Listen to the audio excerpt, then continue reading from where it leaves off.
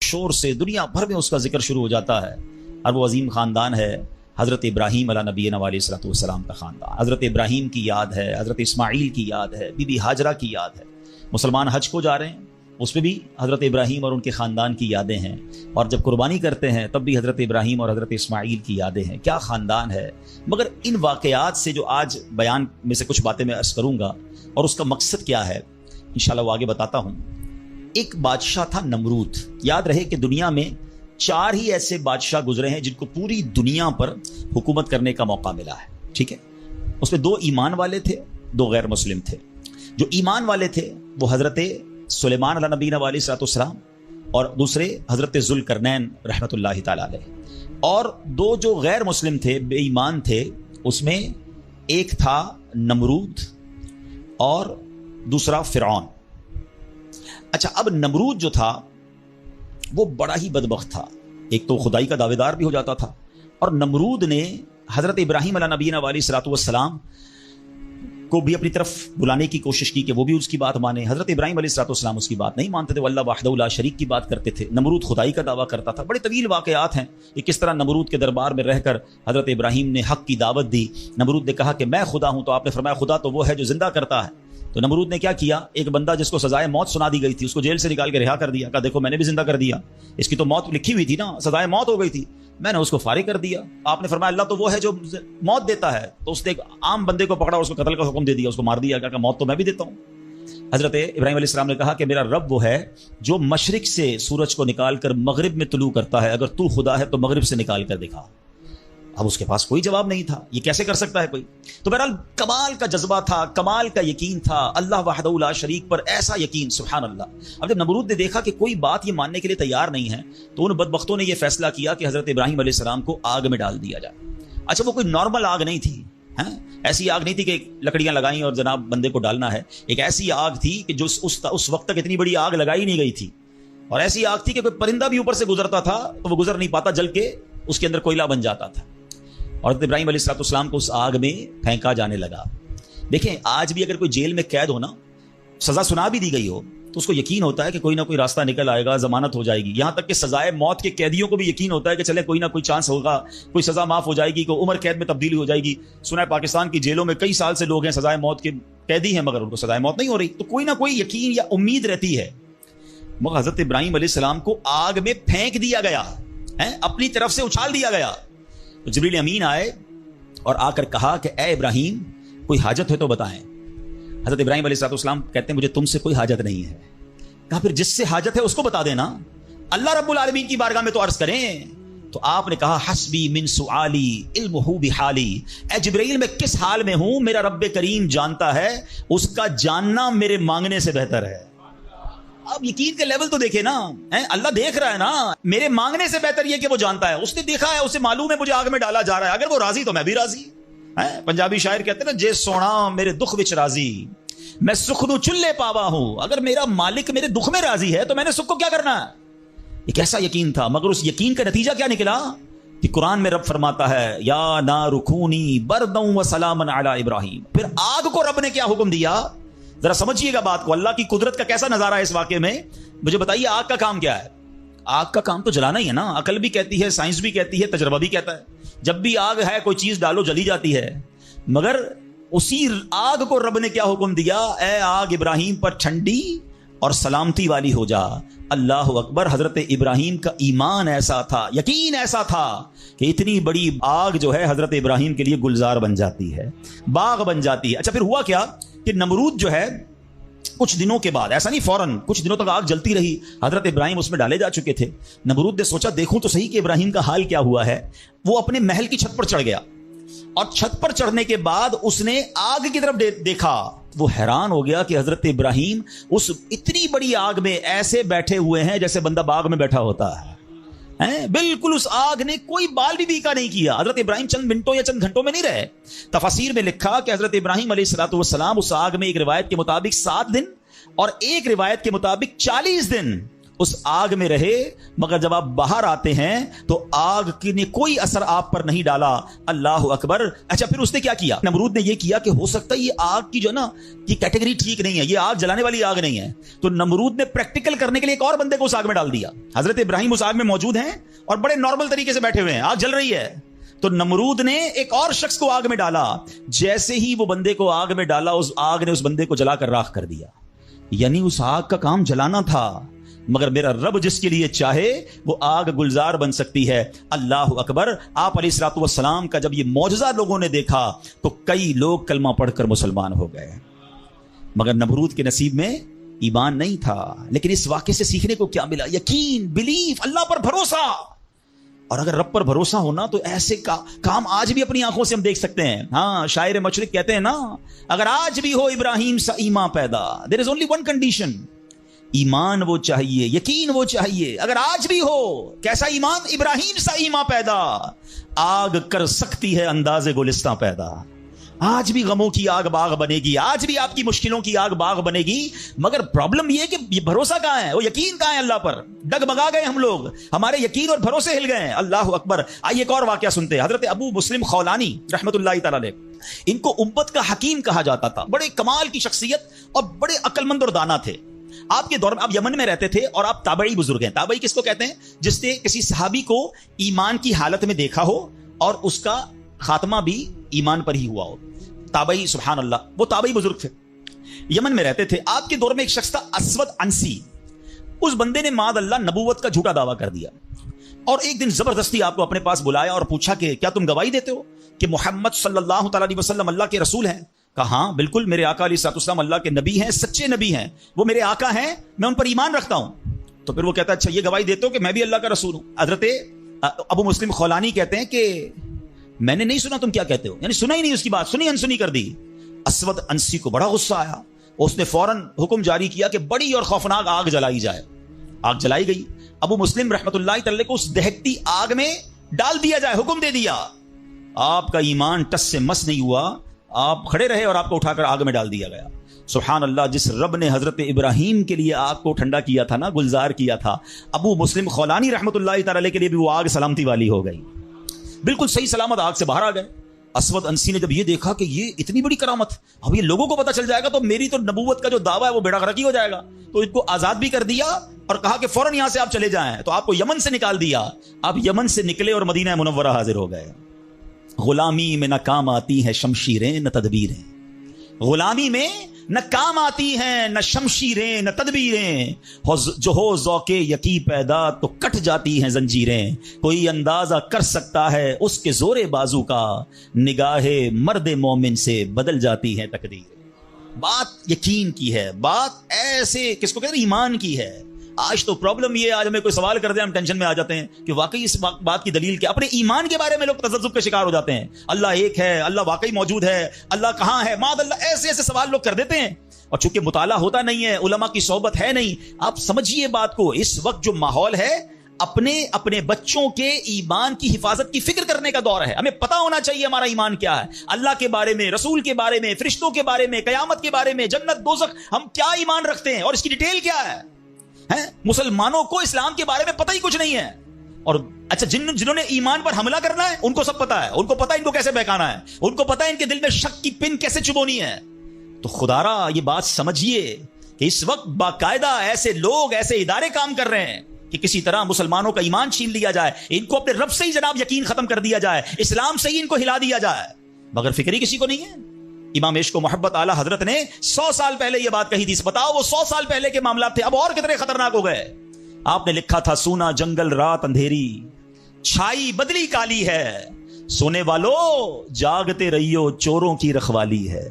उन्होंने समझाया था कि चोर रखवाले बन गए हैं, आपको इस्लाम के लिबादे में इस्लाम की बात करने आएंगे और ईमान लूट के चले जाएंगे, पता भी नहीं चलेगा। कहते हैं आंख से काजल साफ चुरा लें, यहां वो चोर बला के हैं। क्या मुहावरा इस्तेमाल किया है, आंख में जब काजल लगा हुआ तो कौन निकाल सकता है। आंख से काजल साफ चुरा लें, यहां वो चोर बला के हैं, तेरी गठड़ी ताकी है और तूने नींद निकाली है। ये दौर गफलत की नींद सोने का नहीं है। हमारे बच्चों को कितना पता है इस्लाम के बारे में, खुद हमें कितना मालूम है। لیکن یقین بزرگوں کا کیسا تھا کہ جناب ان کو آگ میں ڈال دیا جاتا تھا، وہ آگ باغ بن جاتی تھی۔ یقیناً آج کے دور میں یہ ٹیسٹ نہیں کریں گے ہم۔ اب یہ بھی نہ ہو کہ جناب کوئی کہے چلو جناب اسلام یقین جو ہے میرا اسلام حق پر ہے کہ نہیں، آگ میں جاتا ہوں آگ نہیں جلائے گی مجھے۔ پہلا ایسے یقین بھی تو لائے نا۔ یہ امتحان اور ٹیسٹ کرنا ہمارا کام نہیں، یہ اللہ والوں کا انداز ہوتا تھا۔ بڑی خوبصورت بات سمجھیے گا کہ ہمیں کس طرح اللہ پر بھروسہ رکھنا ہے۔ ایک شخص نے حضرت عیسیٰ سے کہا آپ اللہ پر کامل بھروسہ کرتے ہیں؟ کہا بالکل کرتا ہوں۔ کہا پھر پہاڑ سے کود جائیں، اللہ نے بچانا ہوگا تو تمہیں بچا لے گا، آپ کا رب بچاتا ہے کہ نہیں بچاتا دیکھتے ہیں۔ کیا خوبصورت جواب دیا حضرت عیسیٰ علیہ السلام نے۔ آپ فرماتے ہیں اللہ پر بھروسہ ضرور رکھتا ہوں مگر اللہ کا امتحان نہیں لیتا ہوں۔ تو یہ بھی بات سمجھنے والی ہے، اس طرح کے ٹیسٹ نہیں لیے جاتے اپنے آپ پر، مگر ان واقعات سے سیکھنا کیا ہے کہ یقین کیسا ہونا چاہیے، رب کے فیصلوں پر اطمینان کیسا ہونا چاہیے۔ سبحان اللہ، انہی حضرت ابراہیم علیہ السلام کا ایک اور واقعہ ہے نا، ایک قافلہ تھا، 3 افراد ہیں، بلکہ اس میں سبحان اللہ 4 افراد ہیں، حضرت ابراہیم، حضرت اسماعیل، بی بی ہاجرہ، اور چوتھے کون تھے؟ حضرت جبرائیل۔ حضرت جبرائیل راستہ بتا رہے ہیں، یہ پورا قافلہ پیچھے پیچھے جا رہا ہے۔ کہاں جا رہا ہے؟ حضرت جبرائیل سے حضرت ابراہیم کو اتنا شوق تھا، پوچھتے ہیں جبرائیل ہماری منزل آ گئی؟ کہتے ہیں بھی اور آگے، ہماری منزل آ گئی؟ کہتے ہیں بھی اور آگے۔ لکو دک صحرا میں ایک ٹیلے پر جا کر، کون سی جگہ تھی جہاں آج مکہ آباد ہے؟ کچھ بھی نہیں تھا، کعبہ بھی نہیں تھا، اسی ٹیلے والی جگہ پر بعد میں کعبہ بنایا گیا۔ بالکل صحرا ہے، نہ پانی ہے نہ کھانا ہے۔ حضرت جبرائیل نے بتایا اے ابراہیم تمہارا مقام آ گیا ہے۔ حضرت ابراہیم کی اطاعت دیکھیں کہ وہ بیٹا جو 99 سال کی عمر میں دعاؤں کے بعد ملا ہے۔ حضرت اسماعیل آپ کو 99 سال دعا کرتے کرتے گزر گئے، پھر ملے تھے، مگر حکم کیا تھا کہ اپنے بیٹے کو، اپنی زوجہ کو وہاں چھوڑاؤ۔ حضرت ابراہیم اپنی زوجہ کو، اپنے بیٹے کو جب چھوڑ کر جاتے، تھوڑے سے کھجورے ہیں، پانی ہے، تو بی بی ہاجرہ کیا کہتی ہیں؟ 3 بار کہا کہ ابراہیم کس کے سہارے چھوڑے جا رہے ہیں، کس کے سہارے چھوڑے جا رہے ہیں؟ حضرت ابراہیم نے جواب نہیں دیا، تو آخر میں کہتی ہیں اللہ امرک بہذا، اے اللہ کے نبی، کہ اللہ پاک نے آپ کو اس کا حکم دیا ہے؟ آپ نے کہا مجھے رب نے حکم دیا ہے۔ اب یقین دیکھیں اس خاتون کا، اس ماں کا یقین دیکھیں جس کا چھوٹا بچہ ساتھ ہے، دودھ پیتا بچہ ساتھ ہے، نہ کوئی انسان نہ پرندہ۔ مگر جب حضرت ابراہیم نے کہا نا کہ ہاں رب کا حکم ہے، تو کیا کہا؟ اے اللہ پاک کے نبی، اگر یہ اللہ پاک کا حکم ہے تو پھر آپ خیر سے جائیں، اللہ ہمیں ضائع نہیں کرے گا۔ رب کا حکم ہے نا، پھر کھانا بھی اسی نے دینا ہے، پانی بھی اس نے دینا ہے، ہماری حفاظت بھی اسی نے کرنی ہے۔ اے ہائے، یقین کیسا تھا کہ وہ رب رحمان قدرتوں والا ہے۔ اللہ وہ ہے جو مردے سے زندہ نکال سکتا ہے، اللہ وہ ہے جو دن سے رات کو بناتا ہے، رات سے دن کو بناتا ہے، اللہ پاک وہ ہے جو بنجر زمین کو سرسبز و شاداب بنا دیتا ہے، یہ وہی رب ہے جو صحرا سے چشمے نکال دیتا ہے۔ اللہ پر یقین تھا کہ اگر پانی نہیں تو کیا ہوا، پانی بھی اسی کی نعمت ہے، وہی عطا فرمانے والا ہے۔ ارے یہاں کھانا نہیں تو کیا ہوا، رزق دینے والا تو موجود ہے، سبحان اللہ۔ اور ایسا ہی ہوا، کہا آپ خیر سے جائیے، اللہ ہمیں ضائع نہیں کرے گا۔ کیا خوبصورت شعر ہے نا، یقین مثل خلیل آتش نشینی، یقین مثل خلیل آتش نشینی، یقین اللہ مستی خود گزینی، سن اے تہذیب حاضر کے گرفتار، غلامی سے بدتر ہے بے یقینی۔ کیا ترجمہ ہوا اس کا؟ اس کا معنی کیا ہوا؟ یقین کیا ہے؟ حضرت ابراہیم کی طرح بے خطر بغیر ڈرے آگ میں کود جانے کا نام یقین ہے۔ یقین کیا ہے؟ محبت الہی میں غرق ہو جانا اور اپنے آپ کی اصلاح میں لگ جانا یقین ہے۔ اے دور حاضر کی تہذیب کے دیوانوں، بے یقینی جو ہے وہ غلامی سے بھی بری چیز ہے۔ آج بے یقینی کی فضا کیسی ہے؟ یقین ہی نہیں ہے کسی کو، تذبذب، ٹینشن، اللہ پر، دین پر، اپنے دنیا کے معاملات پر یقین ہی نہیں ہے کسی کو، ہر وقت فکروں میں گھرا ہوا ہے۔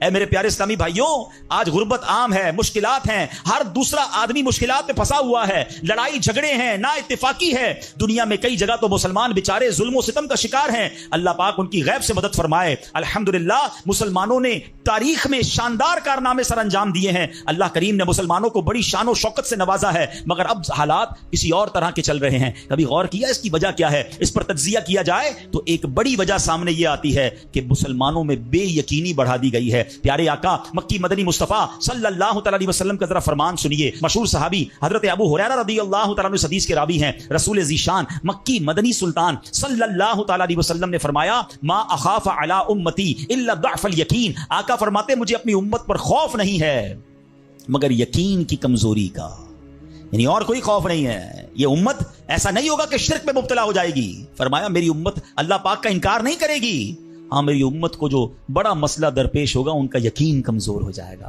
ان کا بھروسہ کمزور ہو جائے گا۔ ایک اور حدیث پاک سنیے، آقا فرماتے ہیں نجا اول هذه الامه بالیقین والزہد، اس امت کے پہلے لوگ یقین اور دنیا سے بے رغبتی کے ذریعے نجات پا گئے۔ ویہلک آخر هذه الامه بالبخل والعمل، اور اس امت کے جو آخری لوگ ہوں گے کنجوسی اور لمبی امیدوں کے سبب ہلاک ہو گئے۔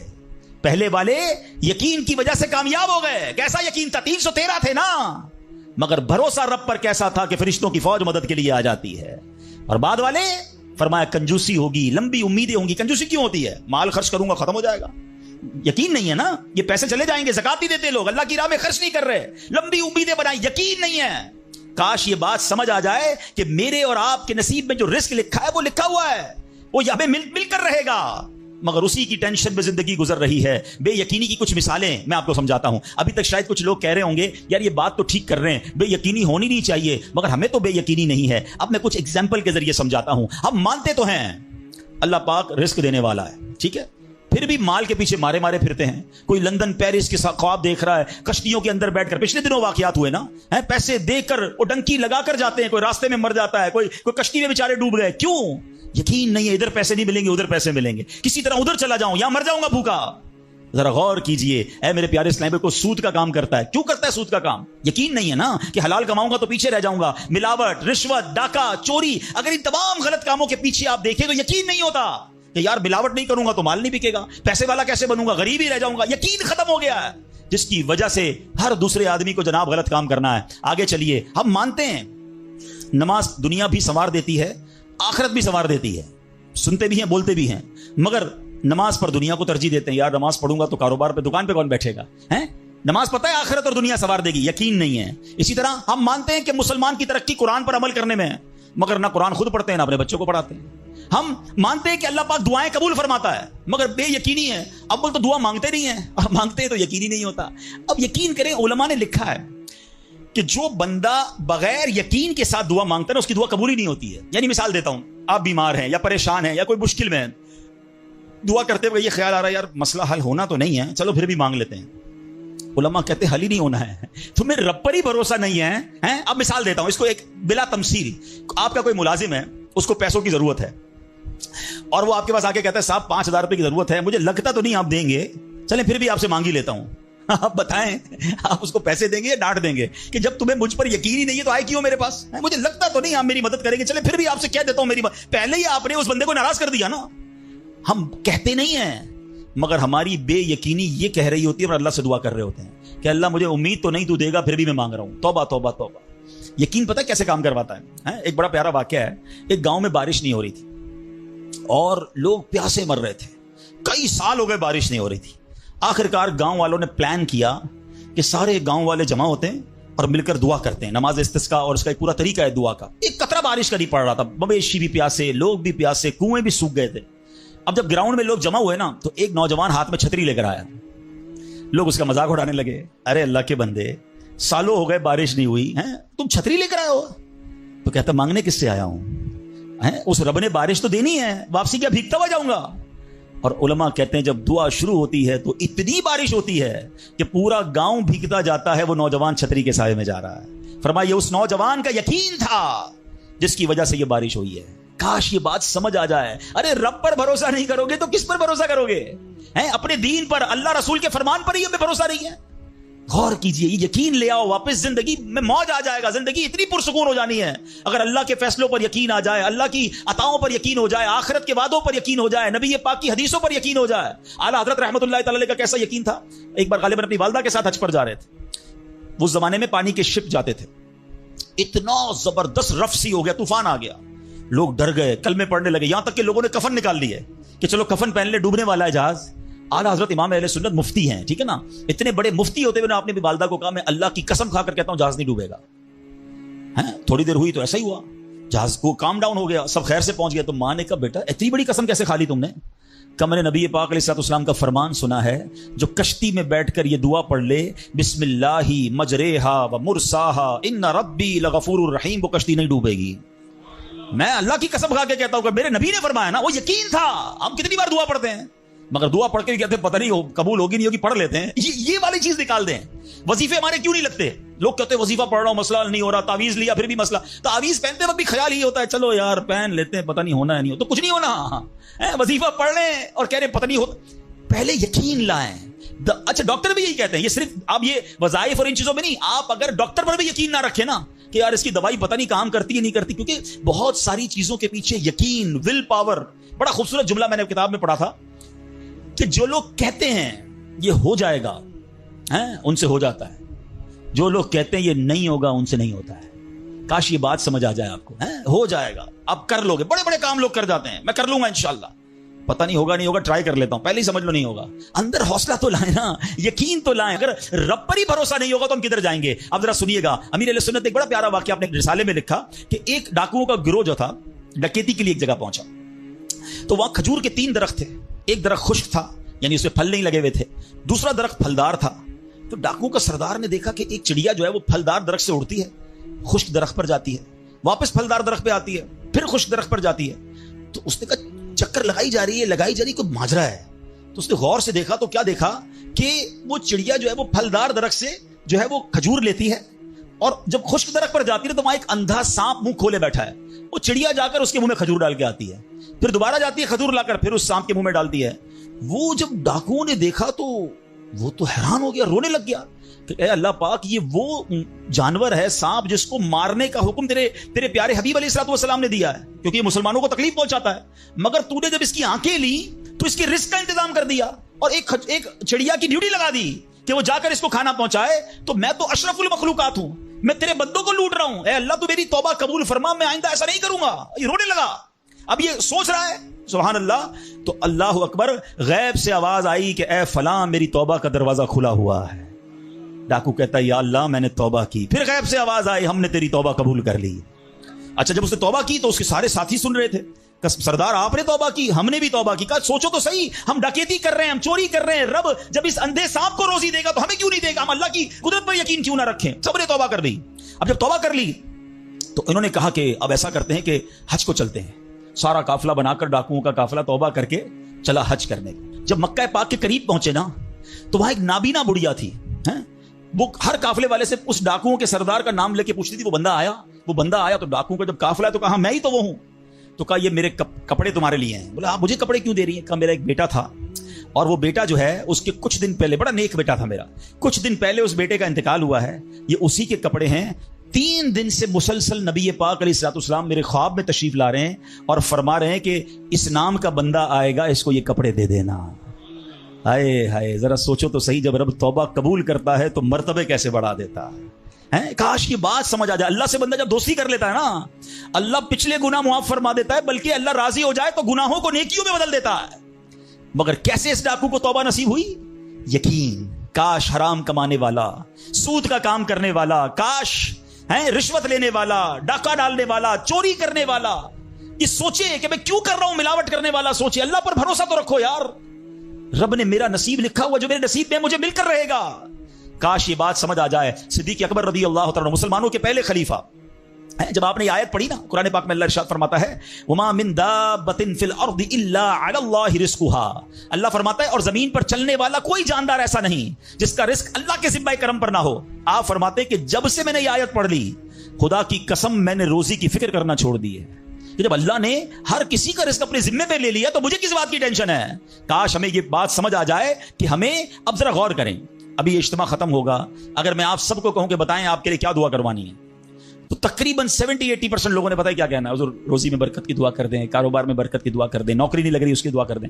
میں نہیں کہتا یہ دعا نہیں کرنی چاہیے, اللہ سے نہیں مانگیں گے تو کس سے مانگیں گے؟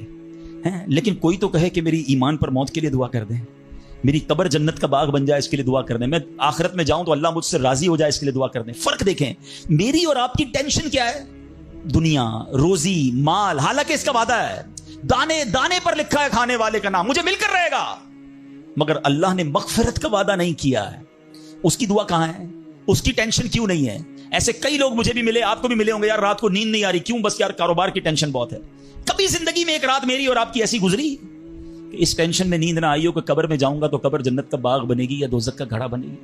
کلمے والی موت ملے گی کہ نہیں؟ جنت میں جاؤں گا یا دوزخ میں جاؤں گا؟ میزان عمل پر جب اعمال تولے جائیں گے, گناہ کا پلڑا بھاری ہوگا یا نیکیوں کا پلڑا بھاری ہوگا؟ یار آج جون جولائی کی گرمی, ہیٹ اسٹروک کی باتیں ہو رہی ہیں, 50 ڈگری میں حال برا ہو گیا. سورج 1 میل پر جب ہوگا اور لوگوں کی پیاس زبان سے باہر زبانیں آئیں گی, مجھے جام کوثر نہ ملا تو میرا کیا بنے گا؟ کبھی اس کی ٹینشن, اس کا وعدہ نہیں ہے. یہ اللہ سے دعا کرنی ہے, اس کے لیے کوشش کرنی ہے.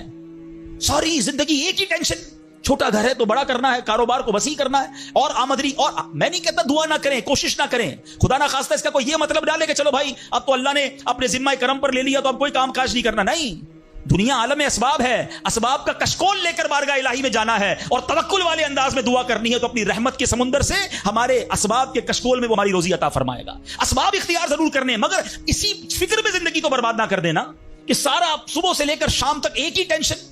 بھروسہ رکھے رب پر، یقین رکھے رب پر۔ آج حال یہ ہے بچہ پیدا ہو جائے تو ٹینشن، او ہو اب میرا بچہ ہو گیا، اس کی آگے پرورش میں کیسے کروں گا، اس کی تعلیم کا کیا ہوگا، اور خاص طور پہ بچی پیدا ہو جائے تو ایسے بدبخت لوگ ہیں کہ اب جناب بیوی کو برا بھلا کہہ رہے ہیں، خاندان میں جھگڑے ہو رہے ہیں بچی کی پیدائش پر کہ اب اس کی شادی کیسے ہوگی، یہ تو بوجھ آ گئی ہے، معاذ اللہ۔ سمجھ نہیں آتی کہ جس رب نے بچی دی ہے انشاءاللہ رزق بھی وہی دے گا، اسباب بھی وہی دے گا۔ ارے جب اس نے مجھے پالا ہے وہ اس کو بھی پالے گا۔ کیا خوبصورت بات علماء نے لکھی، جو رب ہاتھی کو من اور چونٹی کو کن دے سکتا ہے وہ مجھے بھی میرا رزق عطا فرمائے گا۔ آپ ذرا سوچے تو صحیح، کس کس کو رزق دیتا ہے؟ حدیث پاک کا مضمون ہے تم اللہ پر بھروسہ کرو، جیسا بھروسہ کرنے کا حق ہے وہ تمہیں ایسے روزی دے گا جیسے پرندوں کو روزی دیتا ہے۔ پرندوں کو سمجھتے کتنی کیسے روزی ملتی ہے؟ کبھی گھونسلے دیکھیں پرندوں کے؟ اچھا پہلے تو یہ نہیں پتا، کراچی والوں کو تو پرندے دیکھنے کو نہیں ملتے، ہم نے درخت کاٹ کے پورا شہری کنکریٹ کا جنگل بنا دیا۔ ورنہ یہ پوچھے بزرگوں سے، ہم بھی چھوٹے تھے تتلیاں بھی دکھتی تھی، صبح مدرسے اسکول جاتے تھے تو کوئل کی آواز بھی آتی تھی، اب تو کراچی والوں کے ہارن کی آواز آتی ہے ہم کو۔ اب تو یہ پرندے بھی چلے گئے، کہاں چلے گئے؟ ہم نے درخت کاٹے، ہمیں اندازہ ہی نہیں کہ درخت ہے کیا۔ آج گاڑی پارک کرنے کے لیے ہر بندہ درخت کا سایہ ڈھونڈ رہا ہے مگر درخت لگاتا نہیں ہے۔ کاش یہ بات سمجھ آ جائے کہ جتنے درخت لگتے جائیں گے شہر یا ملک خوشگوار بھی ہوگا، موسم بھی کول ڈاؤن ہو جائے گا۔ یہ جو آج ہم کہتے ہیں نا اتنی گرمی بڑھتی جا رہی ہے، اس کی ایک بڑی وجہ یہ ہے، یہ میرا موضوع نہیں ہے، لیکن جو موسم کا تغیرات، کلائمیٹ ڈس آرڈر ہے، کاش یہ بات سمجھ آئے کہ پلانٹیشن نہیں ہم کر رہے، ہم پودے نہیں لگاتے بلکہ پودے کاٹ دیتے ہیں۔ کتنے درخت کاٹے، کتنے جنگل ختم کر دیے ہم نے۔ الحمدللہ دعوت اسلامی کا شعبہ FGRF، اب پلانٹیشن ہم کرتے چلے جا رہے ہیں، 30 لاکھ پودے لگائے مگر یہ تھوڑے ہیں۔ کاش میری یہ بات لوگ سن رہے ہوں کہ اگر آپ نے اپنے آنے والی نسلوں کو خوشگوار موسم دینا ہے، اچھے حالات دینے ہیں، ٹھنڈی چھاؤں دینی ہے، آکسیجن کی فیکٹریاں دینی ہیں، تو ہم سب کو کم از کم ایک پودا لگانا چاہیے۔ 24 کروڑ پاکستانی سب صرف ایک پودا لگائیں اور اس پودے کو درخت بنائیں، صرف پودے کو بچے کی طرح پالیں۔ آپ یقین کریں ہمارا ملک ایک پورا ملک ہی باغ بن جائے گا۔ تو اب ذرا سوچیں کہ ہمیں یہ بات سمجھنی ہے کہ یہ گھونسلے، یہ جو حدیث میں سنا رہا تھا، بات کہاں سے چلی کہ اللہ پرندوں کو کیسے رزق دیتا ہے۔ آپ کو پتا پرندے کتنے؟ ایک تحقیق کے مطابق اس دنیا میں جتنے انسان ہوتے ہیں نا، ملٹیپلائی بائی 10 جانور ہوتے ہیں۔ اگر 800 کروڑ انسان ہیں، 8 ارب کے قریب آبادی ہو گئی دنیا کی، 800 کروڑ 8 ارب، تو آپ سمجھو کہ 80 ارب جانور ہیں دنیا میں، اور کہا جاتا ہے ملٹیپلائی بائی 10 کریں اس کو تو اتنے پرندے ہوتے ہیں۔ یعنی اس کا مطلب 800 ارب کم و بیش پرندے ہیں دنیا میں۔ آپ نے پرندوں کے گھونسلے دیکھے کبھی؟ کہ جب گھر سے صبح اڑتے ہیں نا اپنے گھونسلے سے، سب کے پیٹ خالی ہوتے ہیں، گھونسلے میں کوئی کبڈ نہیں ہوتی ہے، کوئی شام کا دوسرے دن کا چارہ نہیں ہوتا ہے، بچے چھوٹے چھوٹے چھوڑ کر جاتے ہیں، مگر یہ 800 ارب پرندے جب شام کو گھونسلے میں آتے ہیں اللہ سب کو رزق دے چکا ہوتا ہے۔ کوئی پرندہ دنیا میں بھوکا نہیں سوتا۔ کیا خوبصورت بات، سمجھو اس کو اس کا مزہ لو نا۔ رب ہاتھی کو من دیتا ہے، اس کو ہاتھی کو کتنا کھانا چاہیے؟ دنیا میں کتنے ہاتھی ہوں گے؟ اس کو روز کے منو کھانا مل جاتا ہے، اور چونٹی کو کن چاہیے ہوتا ہے چھوٹا سا، وہ رب اس کو کن بھی دے دیتا ہے، پرندوں کو روزی دے دیتا ہے۔ اور جو اشرف المخلوقات ہیں وہ ٹینشن کھا رہے ہیں، وہ کبھی بلڈ پریشر کی گولی، تو کبھی شوگر کی گولی، کبھی ڈاکٹر کے پاس، ٹینشن بہت ہے ڈاکٹر صاحب 2 سال بعد کیا ہوگا، مارکیٹ ڈاؤن۔ ارے بھائی تب سب چیزوں کا وعدہ ہے اور تم اس ٹینشن میں رہ گئے۔ ارے یہ کوشش کرنی تھی تو آخرت کی کرنی تھی، اللہ کو راضی کرنے کی کرنی تھی، لیکن ان تمام باتوں کے باوجود جیسے میں نے کہا نا کہ چھوڑنا نہیں ہے کام کاج۔ کچھ بے وقوف لوگ یہ سمجھ رہے ہوتے ہیں ایسا نہیں ہوگا۔ بڑی خوبصورت ایک بات اور کر دوں کہ اللہ پر بھروسہ کیسا کرنا ہے۔ ایک صوفی بزرگ شیخ سعدی لکھتے ہیں کہ ایک شخص تھا گھر سے محنت مزدوری کے لیے کام کاج کے لیے نکلا، اس نے دیکھا کہ ایک لومڑی ہے، اندھی ہے، اپاہج ہے، نہ دیکھ سکتی ہے نہ چل سکتی ہے۔ وہ حیران ہو گیا، ہاتھ پیر بھی نہیں، آنکھیں بھی نہیں، یہ لومڑی کھاتی کہاں سے ہے؟ چیک کرتا ہوں۔ تھوڑی دیر بیٹھا تو ایک شیر آیا، شیر نے کہیں سے شکار کیا تھا، وہ اپنا شکار لومڑی کے آگے ڈال دیا۔ اندھی لومڑی، اس نے جو کھانا تھا کھایا، باقی شیر لے کے چلا گیا۔ اس نے کہا کمال ہے جناب، اپاہج لومڑی کو رب رزق دیتا ہے تو مجھے کیا ضرورت ہے نوکری کرنے کی، مجھے کیا ضرورت ہے کام کاج کرنے کی۔ جا کے بیٹھ گیا مسجد میں، 3 دن ذکر کرتا رہا، عبادت کرتا رہا، ایک دانہ کھانے کو نہیں ملا، اللہ اللہ اللہ اللہ کر رہا ہے۔ اس کے بعد جب بھوک سے بحال ہو گیا تو اللہ سے فریاد کی، یا اللہ مجھے کوئی رزق نہیں ملا۔ کیا شاندار ارشاد ہوتا ہے، ابھی کیسا زبردست جملہ ہے۔ ارشاد ہوا تو نے لومڑی دیکھی ہے، شیر نہیں دیکھا ہے؟ لومڑی کیوں بننا ہے؟ شیر بننا، اپنا رزق بھی کما اور دوسرے کو کھلانے والا بن جا۔ کچھ لوگ سمجھتے ہیں مجھے کوئی اور کھلائے، میرا بھائی کما رہا ہے میں گھر میں بیٹھا مزے کرتا رہا ہوں۔ نہیں، فرمایا ایک بلکہ واقعہ آتا ہے، ایک بزرگ کے بارے میں آتا ہے، ایک شخص گیا، کہا میں نمازیں پڑھ رہا ہوں، عبادت کرتا ہوں، میرا بھائی مجھے سپورٹ کرتا ہے، وہ روزی کماتا ہے۔ فرمایا تیرا بھائی تجھ سے زیادہ افضل ہے۔ اللہ کو یہ پسند ہے کہ بندہ اپنے ہاتھ سے کمائے، किसी पर डिपेंडेबल ना रहे, किसी पर बोझ ना रहे, ये शरीयत को महमूद है। कोशिश करनी है, फिर उसके बाद अल्लाह पर छोड़ देना है। कोशिश से इनकार नहीं है, मगर सिर्फ कोशिश करते करते नमाजें भी जा रही हैं, भरोसा भी रब पे जा रहा है, यकीन भी खत्म हो रहा है, सुबह से शाम माल कमा रहा है, ये पसंदीदा नहीं है। तो इन दोनों चीजों में फर्क करना है और अल्लाह पर यकीन रखना है। फिर देखिए इंशाअल्लाह कैसे दुनिया और आखिरत की बरकतें मिलती हैं। तो बहरहाल मेरे प्यारे इस्लामी भाइयों, काश यकीन मिल जाए तो फिर देखें यकीन कैसे काम बनाता है। इमाम हसन बसरी ने एक हदीस पाक बयान की, आप फरमाते हैं, हदीस सुनिएगा। प्यारे आका अलैहिस्सलाम फरमाते हैं, लोगों को इस दुनिया में सबसे बेहतरीन चीज यकीन और आफियत अता की गई है, लिहाजा अल्लाह पाक से इन दोनों चीजों का सवाल किया करो।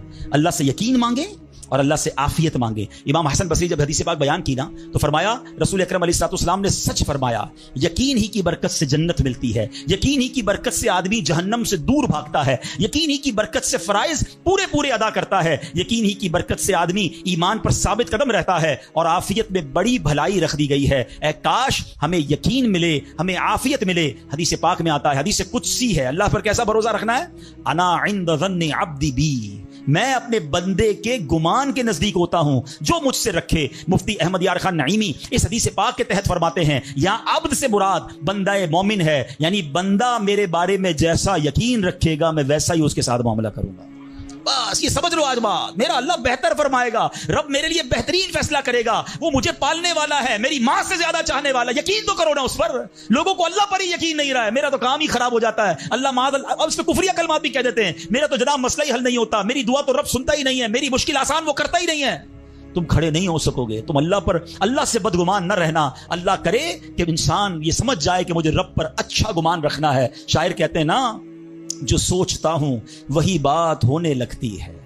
पूछो पॉजिटिव लोगों से, उनके साथ पॉजिटिव जब सोचते हैं पॉजिटिव होने लगता है। जो सोचता हूं वही बात होने लगती है, जुड़ा हुआ है जमाना मेरे गुमान के साथ। अच्छा सोचोगे तुम्हें अच्छा मिलेगा। अब गौर फरमाइए, जब ये जहनी बंदा बना ले यार सच से कारोबार नहीं चलता, तो फिर आपको बरकत कारोबार में कैसे मिलेगी? पहले ही आपने यकीन कर लिया। जब ये जहन बना ले कि नमाज के लिए वक्त निकाला तो काम में नुकसान हो जाएगा, तो फिर काम में तरक्की भी नहीं मिलेगी। अब जहन बना लिया कि तरक्की के लिए सिर्फ दुनिया की डिग्रियां कमानी है, तो फिर कुरान करीम की बरकत कहां से नसीब होंगी? जब ये जहन बना लिया कि आज नेकी का दौर ही नहीं है, कुछ लोगों का जहन बन गया है भाई जनाब कोई नेकी का दौर नहीं है, तो फिर नेकी की बरकत भी नहीं मिलेगी।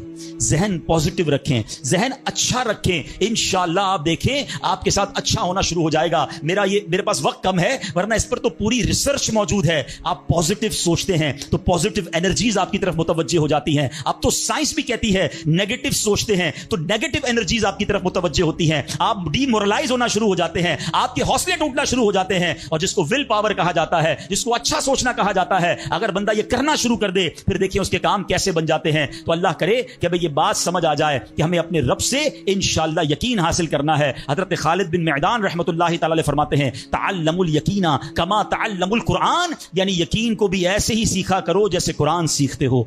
मैंने भी इसे सीख कर हासिल किया है। सुभान अल्लाह। अब यकीन सीखने के लिए, यकीन हासिल करने के लिए उलमा ने बड़े तरीके लिखे। पहले तो बंदा दुआ करे कि अल्लाह मुझे अपना यकीन अता फरमा। बड़ी प्यारी दुआ हजरत अबू बकर सिद्दीक किया करते थे, अल्लाहुम्मा हबली ईमानन व यकीनन व मुआफातन व निय्या, ए अल्लाह मुझे पक्का ईमान, पुख्ता यकीन, आफियत और सच्ची नीयत अता फरमा। अल्लाह पाक से दुआ करते रहें और ऐसे लोगों के साथ रहें। आखिरी बात कर लेता हूं जनाब, प्रॉब्लम पता है क्या है? डीमोरलाइज बंदा पता है कहां होता है? उसका यकीन मुतजलजल कब होता है?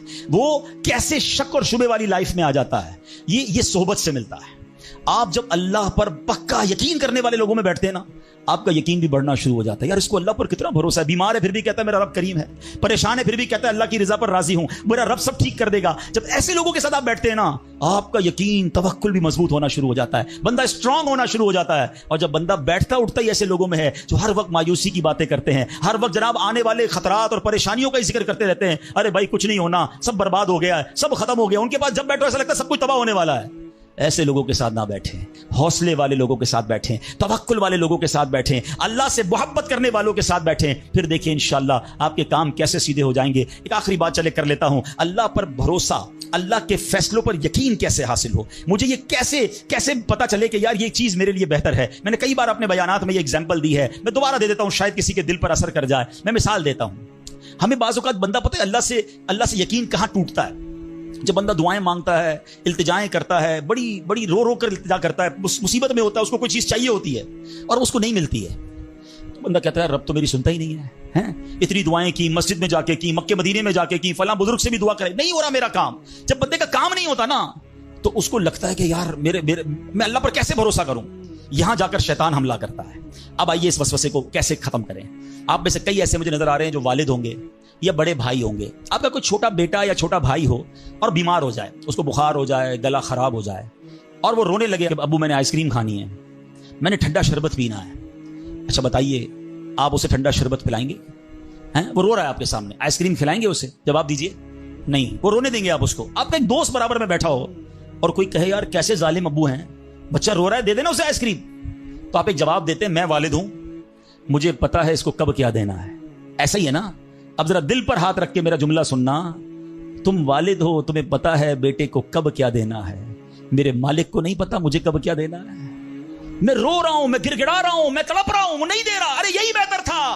ہو سکتا ہے کہ میں جو مانگ رہا ہوں مجھے مل جاتا تو میرے لیے اور برا ہوتا۔ علماء کہتے ہیں کسی کا امیر ہونا اس کے لیے اچھا ہے کیونکہ وہ غریب ہوگا تو وہ ایمان سے متزلزل ہو جائے گا، کسی کا غریب ہونا اس کے لیے اچھا ہے کیونکہ اگر اسے مال دے دیا جائے گا تو اس کا ایمان چلا جائے گا، وہ غلط کاموں میں پڑ جائے گا، کسی کو اولاد دینا اس کے لیے اچھا ہے اور کسی کو بے اولاد رکھنا اس کے لیے اچھا ہے۔ ہو سکتا ہے بیٹا ایسا ہونے والا ہو جو بڑا ہو کے باپ کو ہی مار کے گھر سے نکال دے۔ کیا ہم نے نہیں دیکھے ایسے واقعات؟ ایسی اولاد نہیں دیکھی جو ماں باپ کو قتل کر دیتی ہے؟ لوگ کہتے ہیں اس سے بہتر تو بچہ ہی نہ ہوتا۔ ارے رب بہتر جانتا ہے مجھے کیوں بیٹا نہیں مل رہا، مجھے کیوں بیٹی نہیں مل رہی، مجھے کیوں اولاد نہیں ہو رہی، مجھے کیوں مال نہیں مل رہا، میں اب تک گھر کیوں نہیں لے سکا۔ ہو سکتا ہے میرے رب نے اس کے بدلے میرے لیے بہت ساری نعمتیں رکھی ہوں، کاش یہ بات سمجھ آ جائے۔ مجھے ایک بات بتاؤ نا، میری ماں، آپ کی ماں، دنیا میں سب سے زیادہ ہم سے پیار کون کرتا ہے؟ ہماری ماں کرتی ہے۔ کبھی ماں ہمارے لیے غلط فیصلہ کر سکتی ہے؟ نہیں کر سکتی۔ ارے جو ماں میرا اچھا سوچتی ہے، اس ماں کے دل میں جس نے ممتا ڈالی ہے، جو کروڑوں ماؤں سے زیادہ مجھے چاہنے والا ہے، وہ میرے بارے میں کیوں نہ اچھا فیصلہ فرمائے گا۔ کاش یہ یقین آ جائے کہ جو رب نے کیا ہے وہی بہتر کیا ہے۔ سبحان اللہ۔ زندگی کا ایک اصول بنا لو، میرا کام جب آپ کا کام ہو جائے نا تب بھی کہو اللہ کا شکر ہے، اور جب کام نہ ہو کہو جب بھی اللہ کا شکر ہے۔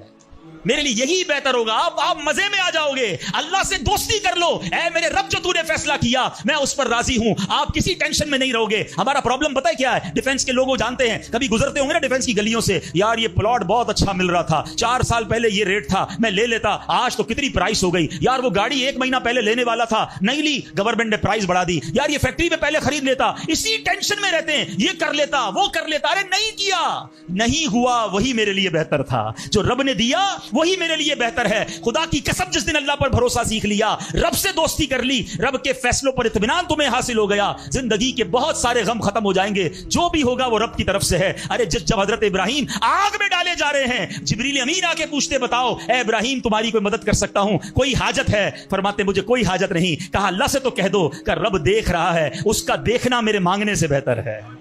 ہائے ہائے، اللہ حضرت ابراہیم کے اس یقین کا کوئی ذرہ عطا فرما دے، اس توکل کا کوئی حصہ عطا فرما دے۔ باتیں تو ہم بڑی بڑی کرتے ہیں مگر جب سر پہ پڑتی ہے، جب کوئی مشکل آتی ہے، پھر ہمارا یقین ہل جاتا ہے۔ اللہ مجھے بھی اور آپ کو بھی اپنی سچی محبت عطا فرمائے، سچا یقین عطا فرمائے، سچا بھروسہ عطا فرمائے۔ اور یقین کریں جس دن رب پر بھروسہ مل گیا، آپ کی مشکل، آپ کی غم کی آگ باغ بننا شروع ہو جائے گی، آپ کی مشکلیں آسان ہونا شروع ہو جائیں گی۔ اللہ کریم ہم سب کو اپنا بھروسہ نصیب فرمائے۔ الحمدللہ، ایسی پیاری باتیں دعوت اسلامی کے۔ درود پاک ویسے ہر دن پڑھیں، سبحان اللہ، برکتیں ہی برکتیں ہیں، مگر جمعے کے دن اللہ اکبر۔ آپ جب درود کے فضائل احادیث کی کتابوں میں دیکھتے ہیں نا تو باقاعدہ الگ چیپٹر باندھا محدثین نے، یعنی عام درود پاک کے فضائل لکھے، پھر ایک آپ کو درود پاک کی فضیلت کی کتاب میں الگ چیپٹر ملے گا کہ جمعے کے دن درود پڑھنے کے فضائل، یعنی اتنی حدیثیں ہیں اسپیشلی فرائیڈے کے لیے، جمعے کے دن کے لیے۔ بڑی مشہور حدیث میرے آقا علیہ الصلوۃ والسلام فرماتے ہیں جس کا مضمون ہے کہ جو کوئی شخص جمعہ کے دن 200 بار درود پاک پڑھے اس کے 200 برس کے گناہ معاف کر دیے جاتے ہیں۔ اب یہ کتنی پیاری حدیث ہے۔ ایک اسی طرح کی حدیث، یہ بیسیکلی کثرت سے بتانے کے لیے، انکریج کرنے کے لیے کہ درود اس دن زیادہ پڑھے جائیں، گناہوں کی معافی کا ایک ایسا سبحان اللہ سلسلہ ہے۔ ایک اور حدیث پاک ہے جس کا مضمون ہے جو جمعہ کے دن 80 بار درود پاک پڑھے اس کے 80 برس کے گناہ معاف کر دیے جائیں گے۔ تو یہ دن تو سبحان اللہ گناہ گاروں کی بن آتی ہے، گناہ گاروں کو موقع دیا جاتا ہے کہ پورے ہفتے میں اگر کوئی کمزوری رہ بھی گئی ہے تو اب جمعہ آ گیا ہے، اب درود پڑھ لو، اب تلاوت کر لو، اب دعائیں کر لو، اب اللہ سے رجوع لے آؤ۔ یہ جمعے کا دن سبحان اللہ، مفتی احمد یار خان نعیمی رحمت اللہ تعالی علیہ فرماتے ہیں جمعہ کے دن کوئی نیکی کی جائے، اللہ کی بارگاہ میں جمعے کا شرف اور مقام اتنا اعلیٰ ہے کہ جمعہ کی ایک نیکی 70 گنا اس کا ثواب عطا کیا جاتا ہے، ملٹی پلائی بائی 70۔ سوچئے، اب سمجھدار لوگ بیٹھے ہیں، کاروباری لوگ بھی بیٹھے ہوں گے۔ ہمارے یہاں نارملی سپر اسٹور پہ یا کسی جگہ پر مارکیٹس وغیرہ میں اسکیم لگتی ہیں، 25% discount, 50% discount, buy 1 get 1 free, ایک خریدو دوسرا فری۔ لوگ گرمیوں کی چیزیں سردیوں میں خرید لیتے ہیں، ارے بھائی ابھی تو گرمیاں، ابھی سے جیکٹ خرید دی ہے یار، سستا مل رہا تھا، ایک فری مل رہا تھا، سردیوں میں کام تو آئے گا نا، چلو لے لو بھائی۔ سردیوں میں گرمیوں کی چیزیں خرید رہے ہوتے ہیں، کیوں؟ سستا۔ ہم دنیا کے نفع کے لیے، دنیا کے بینیفٹ کے لیے ٹریول بھی کرتے ہیں، جا کر خرچ بھی کرتے ہیں۔ مجھے اچھی طرح یاد ہے، افریقہ کے غالباً ایک ملک میں تھا، تو بارڈرز ملے ہوئے ہوتے ہیں، ہم بارڈر ہم نے کراس کیا، ایک ملک کا جیسی بارڈر کراس کیا، بارڈر کراس کرتے ہی ایک بہت بڑا، ویرانہ تھا لیکن بہت بڑا شاپنگ مال بنا ہوا اور گاڑیوں کی قطاریں۔ تو میں نے اسلامی بھائی سے پوچھا، یار اس ویرانے میں اتنا بڑا شاپنگ مال اور اتنی گاڑیاں؟ تو انہوں نے وجہ پتہ کیا بتائی؟ کہتے ہیں جس ملک کے بارڈر کے ساتھ یہ سٹور ہے نا، اس ملک میں ٹیکس ہے، یہ ملک ٹیکس فری ہے۔ اچھا، اس ملک نے اپنے بزنس کو چلانے کے لیے اپنے ملک کے اندر مال بنے ہوں گے، ایک اسپیشل مال یہاں بنا دیا تاکہ اس ملک والے سفر کر کے آئیں اور پورے مہینے کا سامان اس سٹور سے لے کے واپس چلے جائیں، صرف ٹیکس بچانے کے لیے، ایک مہینے کا سامان۔ اچھا، گاڑیوں کی لائنیں۔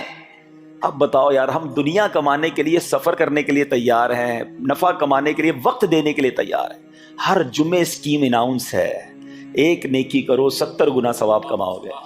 بتاؤ کیا ذہن ہونا چاہیے کہ یار بس جمعے کا دن تو قرآن پڑھوں گا، درود پڑھوں گا، صدقہ کروں گا۔ سبحان اللہ، ڈھونڈ ڈھونڈ کے ہمارے صحابہ علیہم رضوان ڈھونڈ ڈھونڈ کے نیک اعمال کرتے تھے کہ یہ بھی عمل کر لوں، یہ بھی کر لوں، اور جمعے کے دن اسپیشلی۔ تو اللہ کرے ذہن میں یہ بات بیٹھ جائے کہ میں نے جمعے کو زیادہ نیکیاں کرنی ہیں۔ اچھا، اب اس پہ میں ایک اور مشورہ دیتا ہوں۔ مثال کے طور پہ آپ نے ذہن بنایا ہے کہ یار پیر والے دن جو ہے نا، میں نے کسی مریض کی عیادت، رشتہ دار ہے وہاں جانا ہے، یا میں نے جناب سیٹرڈے یا سنڈے کوئی صدقہ خیرات کرنا ہے، کسی کی ہیلپ کرنی ہے۔ آپ نے کوئی نیکی پلان کی ہوئی ہے ہفتہ اتوار پیر منگل میں، تو کوشش کر کے اس کو جلدی کریں اور فرائیڈے میں کر لیں۔ ایک پوائنٹ آپ نے دیکھا، میں نے یہ نہیں کہا کہ اس کو اگلے جمعے کریں، ہاں ڈیلے نہ کریں، تھوڑا جلدی کر کے اس جمعے کو کریں تاکہ 70 گنا جو ہے وہ اس میں ثواب کما لوں، برکتیں حاصل کر لوں۔ تو اللہ کرے کہ میں اور آپ نیکیوں کے حریص بن جائیں۔ نیکیوں کی جو لالچ ہے نا، لالچ میں یہ بھی کر لوں، میں یہ بھی کر لوں، میں سجدہ بھی کروں، میں تلاوت بھی کروں، میں صدقہ بھی دوں، یہ تو نصیب والوں کو ملتا ہے۔ اور صحابہ کرام میں ہمیں نظر آتا تھا، پیچھے نہیں ہٹتے تھے صحابہ، ہمیں اعلان کیا جا رہا ہے کہ یہ موقع ہے، یہ نیکی ہے، اور پھر بھی کوئی نظر نہیں آتا۔ اللہ کرے کہ یہ جذبہ، کیونکہ یاد رکھو جس طرح کاروباری لوگ کہتے ہیں نا سیزن ہے نیکیاں کر لو، بالکل اسی طرح جب تک میری اور آپ کی سانسیں باقی ہیں نا، نیکیوں کا سیزن جاری ہے۔ جتنی نیکیاں کمانی ہے کما لو، یہ مائنڈ سیٹ بنا لو کہ یار پتہ نہیں کب مر جاؤں، اور نیکی اور نیکی۔ جس طرح پیسے کمانے کا ذہن ہوتا ہے نا، اللہ کرے اس سے زیادہ میرا اور آپ کا نیکیاں کمانے کا ذہن ہو جائے، یار تھوڑی اور نیکی کما لو، تھوڑی اور۔ مثال کے طور پہ آپ کہیں جا رہے ہیں، کسی نے کہا ذرا بیٹھیے 10 منٹ بعد وہ بھائی آئیں گے۔ اب ہم 10 منٹ کس طرح گزارتے ہیں؟ موبائل نکالا اور جناب دیکھنا شروع، 10 منٹ یا 15 منٹ بھی گزر جائیں پتہ نہیں چلے گا، لیکن یہ 15 منٹ میں کیا ملا آپ کو؟ شاید گناہ ہی ملے ہوں گے، کیونکہ ہمارے موبائل میں تو بہت ساری چیزیں ایسی ہیں یا تو حرام دکھا دیتی ہیں یا حرام سنا دیتی ہیں۔ لیکن اگر نیکیوں کا ذہن ہو تو بندہ سوچے یار 10 منٹ میں تو میں سورہ یاسین پڑھ سکتا ہوں، 10 قرآن کا ثواب ہے۔ موبائل میں قرآن پاک ڈاؤن لوڈ ہو، قرآن شریف نکالا اور یاسین شریف پڑھ لی، ویٹنگ ایریا کے اندر 10 قرآن کا ثواب کما لیا۔ اگر یہ مائنڈ سیٹ ہو، بندہ کہ یار اتنی دیر میں تو 100 بار درود پاک پڑھ لوں گا، اور آقا علیہ الصلوۃ والسلام فرماتے ہیں جو 100 بار درود پاک پڑھے اس کی دونوں آنکھوں کے درمیان لکھ دیا جاتا ہے کہ یہ بندہ دوزخ کی آگ اور نفاق سے بری ہے۔ 5 منٹ 10 منٹ میں اتنی نیکیاں کما سکتا ہوں، لیکن مائنڈ سیٹ ہی نہیں ہے، گھنٹوں ضائع کر دیں گے، نیکی کمانے کا ذہن نہیں بنتا۔ اگر یہی 10-15 منٹ میں مجھے پیسے ملنے ہوتے تو بتاؤ ہم کیا کرتے؟ اللہ کرے دل میں اتر جائے میری بات۔ تو بہرحال جمعہ کا دن یہ بہت کمال کا دن ہے۔ ہر جمعے کے دن آپ کو اونٹ صدقہ کرنے کا ثواب مل سکتا ہے۔ ایک اونٹ کتنے کا آتا ہے؟ 1.5-2 لاکھ روپے کا تو ہوتا ہے۔ 2 لاکھ روپے ہر جمعے کو صدقہ کرو، مہینے کے ہو گئے 8 لاکھ روپے۔ بندہ بولے غریب آدمی 8 لاکھ ہر مہینے؟ جی جناب، ہر مہینے 8 لاکھ کم و بیش آپ صدقہ کرنے کا ثواب کما سکتے ہیں۔ کیسے؟ کتنا آسان۔ نبی پاک علیہ الصلوۃ والسلام فرماتے ہیں جس کا مضمون ہے جو جمعے کے دن سب سے پہلے آتا ہے اسے اونٹ صدقہ کرنے کا ثواب ملتا ہے، جو اس کے بعد آتا ہے اسے گائے صدقہ کرنے کا ثواب ملتا ہے۔ اللہ کی رحمت سے ہر جمعے فرشتے مسجد کے دروازے پر کھڑے ہوتے ہیں، ہم اللہ سے دعا کرتے ہیں اللہ تیری نوری مخلوق کے صدقے ہم پر رحم فرما، ہماری مغفرت فرما۔ مگر جب امام خطبے کے لیے کھڑا ہو جاتا ہے، آقا علیہ الصلوۃ والسلام فرماتے ہیں وہ رجسٹر بند کرتے ہیں اور وہ بھی آ کر امام کا خطبہ سننے کے لیے بیٹھ جاتے. تو جلدی آ کر کچھ منٹ پہلے آ کر, اچھا علم دین الگ ملتا ہے, ظاہر ہے یہاں ہر جمعے بیان ہوتا ہے, وہ بیان سننے کو آپ کو الگ ملے گا, نیکی کی دعوت الگ ملے گی, اور سبحان اللہ اونٹ صدقہ کرنے کا ثواب. تو مبارک ہو انہیں جو جلدی آتے ہیں. تو بہرحال اب میں چاہتا ہوں کہ جب بات جمعے پر ہی ہو رہی ہے تو ایک میں نے اور آپ کو پیغام دینا تھا. جمعے کو خطبہ دیا جاتا ہے, سالوں سے خطبہ سن رہے ہیں. مجھے اچھی طرح یاد ہے جب میری عمر شاید 17-18 سال تھی تو سن کر آدھا خطبہ تو مجھے اسی وقت یاد ہو گیا تھا. اب شاید پونا یاد ہو گیا ہوگا. آپ میں سے بھی کئیوں کو 60, 70, 80% خطبہ یاد ہوگا کیونکہ ہر جمعے سنتے ہیں. مگر کس کو یہ تجسس ہوا کہ یہ ہر جمعے امام صاحب پڑھتے ہیں, اس میں پیغام کیا ہے, اس کا ترجمہ کیا ہے, اس میں ہمیں کیا جاتا ہے؟ بس سر جھکاتے ہیں, ہاتھ باندھتے سنتے رہتے ہیں, کچھ سو بھی جاتے ہوں گے. ارے اللہ کے بندو سوچو تو صحیح کہ ہر جمعے کو سنتا ہوں, آدھا پونا یاد بھی ہو گیا, پیغام کیا ہے؟ دو باتیں, ایک حدیث پاک اور ایک خوبصورت پیغام. ہر جمعے کو آپ سنتے ہیں, ٹھیک ہے. حدیث ذرا سنیے گا. اللہ کے حبیب علیہ الصلوۃ والسلام فرماتے ہیں البر لا یبلا والذنب لا ینسا والدیان لا یموت. سنے ہوئے نا یہ الفاظ؟ ایسا لگ رہا ہے کہ یار یہ الفاظ تو کانوں میں ہر جمعے آتے ہیں, ٹھیک ہے. آگے فرمایا اعمل ما شئت کما تدین تدان. یہ حدیث ہے, ٹھیک ہے. اس کے بعد قرآن کی ایک آیت تلاوت ہوتی ہے فمن یعمل مثقال ذرۃ خیرا یرہ ومن یعمل مثقال ذرۃ شرا یرہ.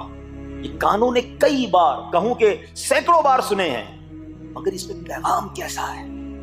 دل ہلا دینے والا پیغام, بڑا سمجھانے والی بات ہے اس حدیث میں. البر لا یبلا. میرے آقا فرماتے ہیں نیکی پرانی نہیں ہوتی, کرتے جایا کرو. یہ نیکی تمہارے اکاؤنٹ میں جمع ہو رہی ہے. میں اور آپ بھول جائیں گے, میرا رب نہیں بھولتا. اس کے خزانے بڑے ہیں. جہاں نیکی پرانی نہیں ہوتی نا, اگلا جملہ سنو, والذنب لا ینسا. گناہ بھلایا نہیں جاتا. میں اور آپ بھول گئے, افسوس یہ ہے. عجیب کہانی ہے یہ, تو ایک عجب الگ ٹاپک ہے کہ آج جس سے ملاقات کرو اس کو 15 سال 20 سال 25 سال پرانی نیکیاں یاد ہیں. لوگ ملتے ہیں کہتے ہیں 1990 میں حج کیا تھا, 95 میں عمرہ کیا, 2002 میں فلاں مسجد بنائی. آپ کی دعوت اسلامی کے قافلے میں بھی 2005 میں گیا تھا. ساری نیکیاں 15 20 سال پرانی یاد ہیں. گناہ کل جھوٹ بولا تھا یاد ہے, کل رات کو بدنگاہی ہو گئی تھی وہ یاد ہے, پرسوں غیبت کی تھی وہ یاد ہے. سالوں تو چھوڑو, ہم گھنٹے پہلے کا گناہ بھول جاتے ہیں. مگر حدیث ڈرا رہی ہے, سمجھا رہی ہے کہ دیکھو والذنب لا ینسا. گناہ بھلایا نہیں جاتا. تم بھول گئے ہو مگر کہیں لکھا ہوا ہے, جواب دینا ہے. اور آگے فرمایا والدیان لا یموت. فرمایا کہ جو فیصلہ کرنے والا ہے اس سے موت نہیں آتی. اللہ کو موت نہیں آنی, میں اور آپ مر جائیں گے. جس نے ڈیسیشن لینا ہے, جس نے فیصلہ کرنا ہے, اسے موت نہیں آنی. پھر آگے فرمایا اعمل ما شئت کما تدین تدان. کر لے جو کرنا ہے, جیسی کرے گا ویسی بھرے گا. پھر قرآن کی آیتیں سمجھا رہی ہیں فمن یعمل مثقال ذرۃ خیرا یرہ. جو ذرہ بھر نیکی کرے گا, بھلائی کرے گا, وہ دیکھے گا. ومن یعمل مثقال ذرۃ شرا یرہ. کہ جو ذرہ بھر برائی کرے گا وہ بھی دیکھے گا.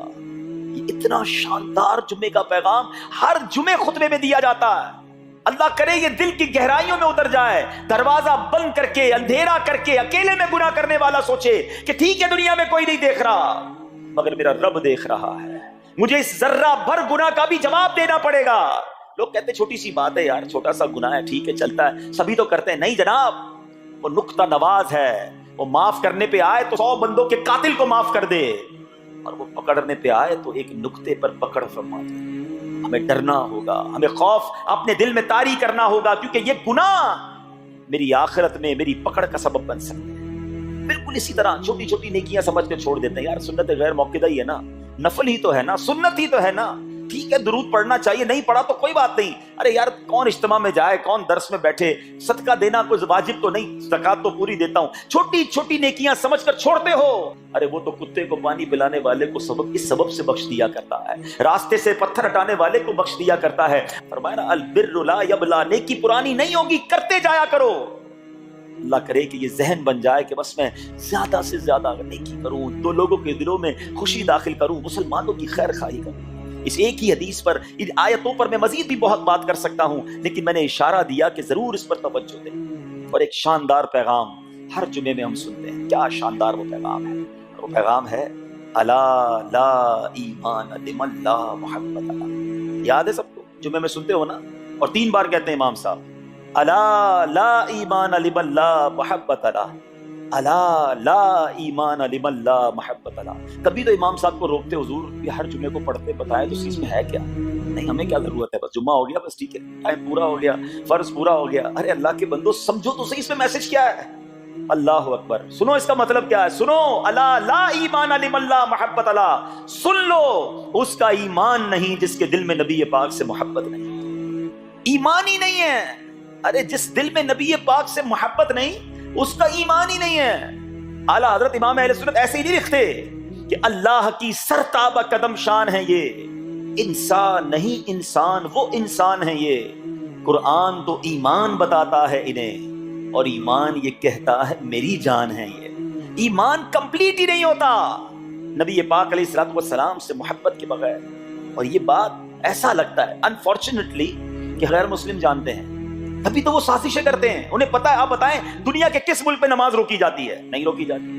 مسجدوں کی تعمیر ہو رہی ہوتی ہے، تلاوت قرآن ہو رہی ہوتی ہے، کوئی نہیں روکتا، قرآن چھپ رہے ہیں. لیکن بار بار اگر حملہ ہوتا ہے، بار بار اگر اٹیک ہوتا ہے تو اس لیے ہوتا ہے کہ ان مسلمانوں کے دلوں سے ان کے نبی کی محبت کو نکالیں. ان مسلمانوں کے دلوں میں اگر یہ محبت رسول رہ گئی تو یہ پھر بھی دوبارہ آ کر یکجا ہو جائیں گے، ایک ہو جائیں گے، نیک ہو جائیں گے. کسی طرح دل سے محبت رسول صلی اللہ علیہ وسلم نکالی جائے، اور اسی وجہ سے یہ ساری سازشیں کی جاتی ہیں. معاذ اللہ نبی پاک علیہ الصلوۃ والسلام کی گستاخیاں کی جاتی ہیں تاکہ چیک کیا جائے ان پر اثر بھی پڑتا ہے کہ نہیں، کوئی اوپر نیچے ہوتا بھی ہے کہ نہیں، کہ اپنی دنیا میں مگن ہے، اس کو احساس ہی نہیں ہے. میرے پیچھے اسلامی بھائیوں، دنیا کا دستور ہے جب کسی چیز کی ڈیفیشینسی ہو جائے نا تو اس کی ایفیشینسی بڑھائی جاتی ہے. مثال کے طور پہ کسی کے جناب جسم میں وٹامن ڈی کم ہو، ہم کیا کرتے ہیں، وٹامن ڈی کی ٹیبلٹس لے کر اس کو پھر بڑھاتے ہیں. کیلشیم کی کمی ہو، ڈاکٹر کہتا ہے بھائی تھوڑی کیلشیم کی دوائی پیو، تمہارے اندر کیلشیم کی کمی ہو رہی ہے. جب کسی چیز کی کمی کی جائے اس کو بڑھانے کی کوشش کی جاتی ہے. اگر یہ دنیا کے چند لوگوں کا یہ پلان ہے کہ مسلمانوں کے دلوں سے عشق رسول نکالو، تو اب میرا اور آپ کا کام یہ ہے کہ انشاءاللہ عشق رسول کو اب اضافہ کریں گے، اب نبی پاک کی محبت میں اور اضافہ کریں گے، سرور کائنات علیہ الصلوۃ والسلام کی محبت میں زندگی گزاریں گے، خود بھی سچے عاشق رسول بنے، اپنی نسلوں کو عاشق رسول بنائیں. اللہ سلامت رکھے میرے پیر و مرشد کو. 30 سال پہلے، یہ آج کل کا شعر نہیں ہے، اب بچپن سے یہ نعت سن رہے ہیں، کم و بیش 25-30 سال پہلے میرے مرشد نے کیا پیاری التجا پیش کی، اپنی نسلوں کے لیے کیا ہمیں پیغام دیا. کہتے میری آنے والی نسلیں تیرے عشق ہی میں مچلیں، میری آنے والی نسلیں تیرے عشق ہی میں مچلیں، انہیں نیک تم بنانا مدنی مدینے والے. یہ ہے پیغام دعوت اسلامی کا کہ ہم بھی عاشق رسول بنیں، کسی صورت ہمارے دل سے عشق رسول کم نہ ہو، اور جناب ہماری نسلوں میں ہم عشق رسول اتاریں. تو مجھے اور آپ کو اس ڈیفیشینسی کو ایفیشینسی میں، اس میں اضافے کا اہتمام کرنا ہوگا. اب آئیے دیکھتے طریقے کیا ہیں، کیسے عشق رسول بڑھے گا، کیسے دلوں میں محبت رسول بڑھے گی. کیونکہ جمعے کا یہ اعلان ہر جمعے سنتے ہو، الا لا ایمان لمن لا محبت لا. وہ ایمان ہی کامل نہیں ہے، وہ ایمان ہی کمپلیٹ نہیں ہے جس دل میں عشق رسول نہیں ہے. تو عشق رسول بڑھے گا کیسے جناب؟ تو دنیا کا بڑا سمپل فارمولا ہے کہ عشق بغیر اطاعت کے کمپلیٹ ہی نہیں ہوتا. دنیا میں بھی آپ جس سے محبت کریں، ہو ہی نہیں سکتا کہ آپ جس سے محبت کریں اس کی بات نہ مانیں. ایسا ہو سکتا ہے کہ میں آپ سے محبت بڑی کرتا ہوں، مانوں گا ایک بھی نہیں آپ کی؟ نہیں جناب. جس سے محبت ہوتی بندہ کہتا ہے آپ کے لیے جان حاضر ہے، آپ حکم تو کریں، آپ کا فرمان سر آنکھوں پر. یہ دنیا کا دستور ہے. تو اگر آپ واقعی نبی پاک سے محبت کرتے ہیں یا سچے عاشق رسول بننا چاہتے ہیں تو پھر فرمان رسول پر عمل کرنا ہوگا، نبی پاک کے طریقے پر عمل کرنا ہوگا، اطاعت رسول کرنی ہوگی، تبھی آپ سچے عاشق رسول کہلائیں گے. یہ ہو نہیں سکتا کہ ایک طرف تو میں نعرہ لگاؤں کہ غلامی رسول میں موت بھی قبول ہے، اور دوسری طرف نبی پاک کا طریقہ قبول نہ ہو، نہ سچ قبول ہو، نہ مسلمانوں کی خیر خواہی قبول ہو، معاذ اللہ، نہ سنتیں قبول ہو، نہ نماز قبول ہو. جمعے کی نماز میں مسجدیں فل ہیں، کیا عصر کی نماز میں بھی ہوں گی؟ کیا عصر فرض نہیں ہے؟ کیا مغرب فرض نہیں ہے؟ کیا عشاء فرض نہیں ہے؟ میرے آقا فرماتے ہیں جعلت قرۃ عینی فی الصلاۃ، کہ نماز میں میری آنکھوں کی ٹھنڈک ہے. ان گستاخان رسول کو یہ جواب دینا ہے کہ تم جتنی نبی پاک علیہ الصلوۃ والسلام کی معاذ اللہ شان میں گستاخی کرو گے، دنیا میں تو نیست و نابود ہو ہی جاؤ گے، مگر تم دیکھو گے کہ تمہارا ہر قدم ہمارے عشق رسول میں اضافے کا باعث بنے گا، ہمارے انشاءاللہ نبی پاک کے قریب ہونے کا باعث بنے گا. آؤ نیت کریں کہ آج کے بعد ہماری کوئی نماز قضا نہیں ہوگی، آج کے بعد زندگی نبی پاک کی سنتوں کے مطابق گزرے گی، میرا چہرہ، میرا لباس، میرا کردار بتائے کہ میں کس کا امتی اور کس کا عاشق ہوں۔ ارے مجھے بتانا کیوں پڑے میں کس کا امتی ہوں، مجھے دیکھ کر پتا چل جائے۔ وہ شاعر لکھتے ہیں نا، فنا اتنا تو ہو جاؤں میں تیری ذات عالی میں، حضور فنا اتنا تو ہو جاؤں میں تیری ذات عالی میں، جو مجھ کو دیکھ لے اس کو تیرا دیدار ہو جائے۔ اللہ پاک نبی پاک علیہ الصلوۃ والسلام کے سچے عاشقوں میں ہمیں شامل فرمائے۔ جمعے کا دن ڈھونڈ ڈھونڈ کر نیکیاں کرنے کا دن ہے، تو ہمیں جمعے کے دن مزید نیکیاں کرنے کی اور اچھی نیت